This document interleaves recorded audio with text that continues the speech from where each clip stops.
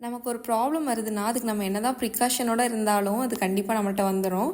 என்னன்னா, நேத்து காலைல வந்து ரெயின் அலர்ட் வந்துச்சு. நான் ரெயின் கோட் தான் போட்டிருந்தேன். அது என்னன்னா, அந்த முட்டி வரைக்கும் இருக்கும்ல, அந்த மாரி ரெயின் கோட் பேண்ட் கிடையாது. என்ட்ட தான் இருக்கு. ஸோ, அத போட்டு கிளம்பிட்டேன். போறப்பலாம் மழை கிடையாது. வெயில் அடிச்சுட்டு தான் இருந்துச்சு. திடீர்னு வந்து சிக்னல் நின்னுட்டுருக்கேன். சட சட சடன்னு மழை. நான் வந்து ஒரு ஓட்டவே முடியல. ஓரம் கட்டிட்டேன் நானு. அப்பயும் வந்து மரத்துக்கடியில நின்னுட்டுருக்கேன். அப்பயும் என் மேல மழை கொட்டிட்டு இருந்துச்சு. ஆஃபீஸ் போயிட்டு ரெயின் கோட்ட கழட்டுறேன். உச்சந்தலையிலேருந்து உள்ளங்கால் வரைக்கும் நனைஞ்சு போயிருக்கு. ரெயின் கோட்டை தானே போட்டு வந்தேன் அப்படிங்கிற மாதிரி தான் எனக்கு இருந்துச்சு. பட் ஈரத்தோடய என்ன இருந்து ஒர்க் பண்ணனாலே என்னன்னு தெரியல. ஒரு மாதிரி பயங்கர ஃபீவரிஷாக இருந்துச்சு. ஃபீவர் இருந்தப்போ கூட தெரியல. மண்டை பாரமாக ஒன்று இருந்துச்சு. மைக்ரேன் வந்துருச்சு. ஐயோ சாமி, இவ்வளோதான் வியாதியா? ஆக்சுவலி வந்து வேறு எந்த பிரச்சனைனாலும் தெரியல. இந்த உடம்புல வந்து ஏதாவது ஒரு வலி வந்துருச்சுன்னா மித்ததெல்லாம் ஒரு பிரச்சனையா அப்படிங்கிற மாதிரி தான் இருந்துச்சு. நான் காலைலாம் எதுவும் சமைக்கவே இல்லை. என் ஹஸ்பண்ட்லாம் வந்து எதுவும் கேட்கவும் இல்லை. கேட்டிருந்தாலும் நான் செஞ்செல்லாம் கொடுக்குற நிலமையிலேயே இல்லை.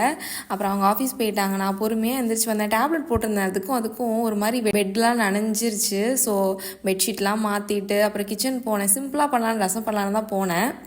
பட் கிச்சன் க்ளீன் பண்ணி ஆர்கனைஸ் பண்ணி சமைக்கவே 2 மணி நேரம் ஆயிடுச்சு.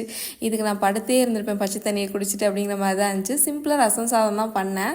அதுக்கு தொட்டுக்க வந்து கொஞ்சம் காரமாக ஏதாவது பண்ணலாமா அப்படின்னு சொல்லிட்டு தொண்டெல்லாம் ஒரு மாதிரி வலிக்குது. ஒரு மாதிரி கரகரன்லாம் இல்லை, வலிக்கிற மாதிரி இருந்துச்சு.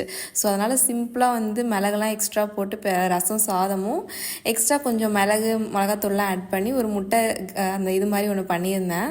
செம சூப்பராக இருந்துச்சு.